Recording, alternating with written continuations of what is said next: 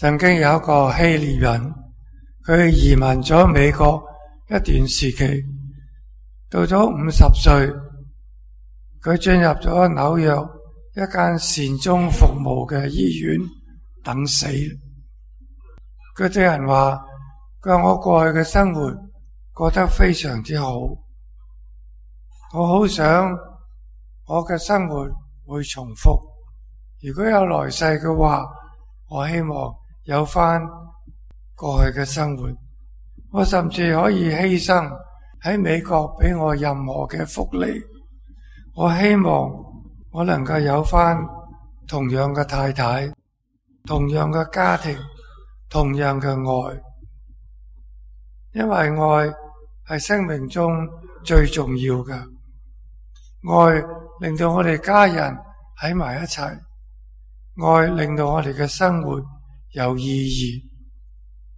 所以我哋睇到呢一個人，佢係過着幸福嘅生活，因為佢哋能夠一家相親相愛。喺佢死之前一日，佢俾咗一個信息俾佢嘅家人。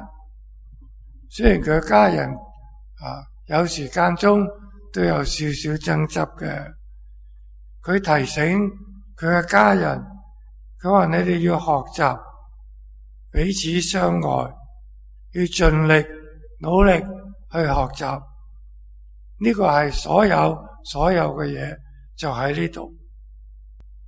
你哋要相信我嘅說話，因為係一個臨死之前嘅人所講嘅說話。我哋睇到好少一個臨終嘅人講咗一番咁樣嘅說話，去提醒人，唔係你賺多啲錢啦，你搵多啲着數啦，你哋要彼此相愛。呢個係其中一個我覺得值得同大家分享嘅一個人嘅故事。另外一個故事咧，係講一個12歲嘅青年，佢叫做 Stephen。一場大病令到佢冇咗兩隻腳。佢有一個細佬叫做 Mark， 細佢2年，即係10歲啦。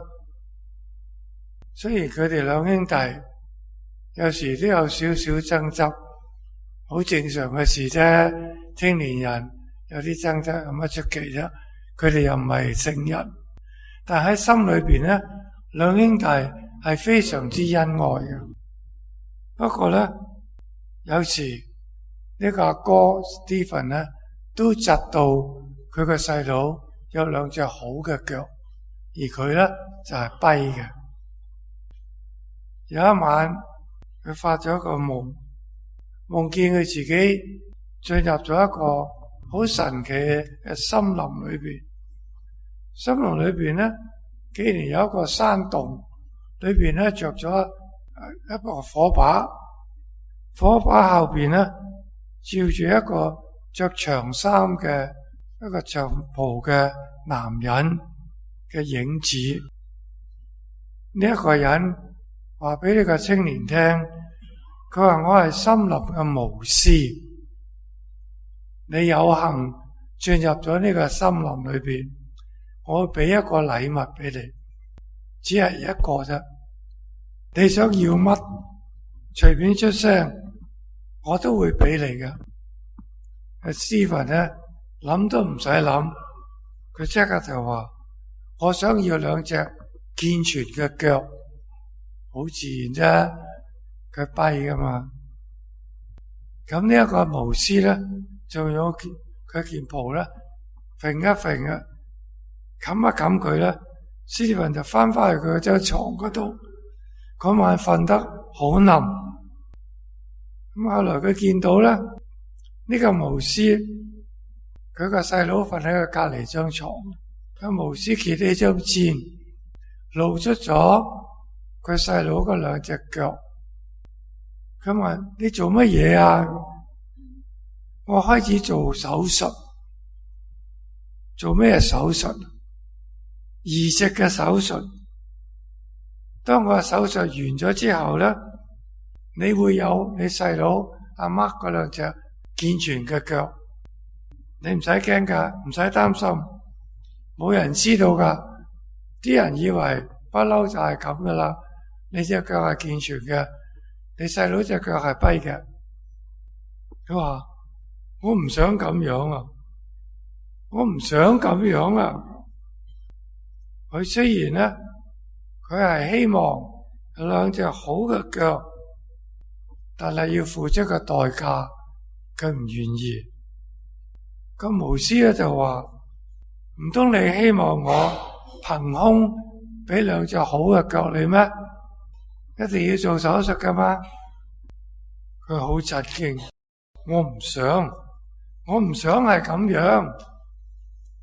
佢睇到自己喺夢中，睇到自己有兩隻好健全嘅腳，佢喺個森林嗰度跑嚟跑去，望到後邊咧係佢細佬跛下，跟住佢大聲嗌：我唔想咁樣，我唔想咁樣。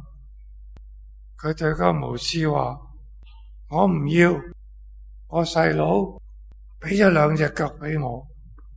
個牧師就好嬲，跟住咧就走咗出去。斯芬好開心見到牧師嘅影子。到咗第二朝，佢醒嚟嘅時候，佢見到佢個細佬，佢記得嗰個夢，仲好清楚呢個夢。佢好咪嘴笑。從今日開始，我唔再嫉妒我嘅細佬有兩隻好嘅腳，我愛佢比以前更加愛佢。斯芬係希望有幸福，但係代價唔係要佢個細佬受同樣嘅苦，所以佢唔想佢細佬犧牲隻腳俾咗佢，佢更加愛個細佬，唔再有嫉妒嘅心。我哋睇到啲乜嘢咧？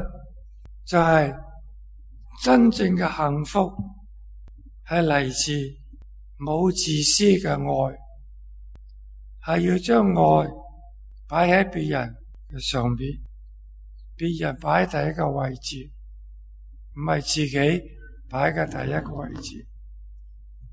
所以我哋再睇翻今日嘅福音，耶穌話：如果你哋彼此之間能夠彼此相親相愛，世人就可以認出你係我哋嘅門徒。呢兩兄弟相親相愛，個大佬寧願以後都跛，都唔想個細佬受同樣嘅痛苦。佢變得唔單止唔嫉妒人哋，更加愛佢個細佬，做到咗，生活咗耶穌今日好鄭重同我哋講嘅說話。如果你哋彼此相親相愛，人哋就會知道你哋係我嘅徒弟。